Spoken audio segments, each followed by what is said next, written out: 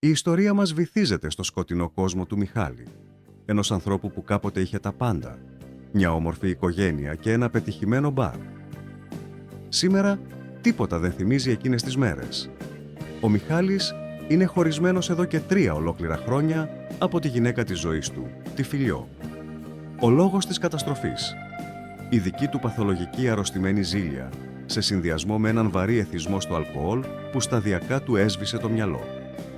Παρά το γεγονός ότι ο γάμος τους διαλύθηκε, ο Μιχάλης παραμένει παγιδευμένος σε έναν τρελό, απόλυτο έρωτα για εκείνη.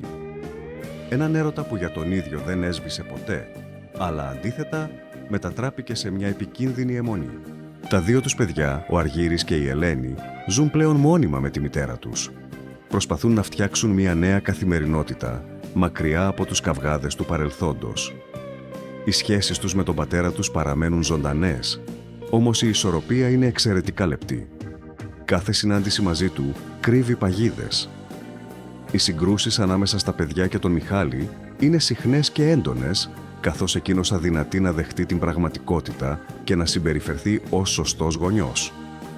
Ο Αργύρης και η Ελένη βρίσκονται διαρκώς σε μια ψυχοφθόρα θέση, προσπαθώντας μάταια να κρατήσουν τις ισορροπίες ανάμεσα σε 2 πλευρές που πλέον δεν επικοινωνούν.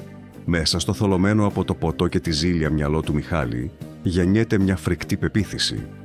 Πιστεύει ακράδαντα ότι η Φιλιό και ο επί χρόνια συνέτερός του στο μπαρ, ο Αποστόλης, είχαν κρυφή ερωτική σχέση. Στο μυαλό του, οι 2 τους τον κορόιδευαν για χρόνια, κάτω από τη μύτη του, μέσα στο ίδιο του το μαγαζί. Αυτή η υποψία γίνεται το απόλυτο σκοτάδι του. Ο Μιχάλης φτάνει στα ωριά του. Η απόγνωση τον οδηγεί ένα βήμα πριν από την αυτοκτονία, αλλά και στο χείλος του φόνου. Θέλει να τιμωρήσει εκείνους που πιστεύει ότι τον πρόδωσαν. Την τελευταία κυριολεκτικά στιγμή, τόσο το σχέδιο της αυτοκτονίας, όσο και η σκέψη του φόνου, ματαιώνονται από μια σειρά γεγονότων. Όμως, η ηρεμία δεν επιστρέφει. Αντίθετα, η οργή του Μιχάλη μεταμορφώνεται σε κάτι πολύ πιο οργανωμένο και σατανικό. Ένα νέο πανούργο σχέδιο γεννιέται στο μυαλό του.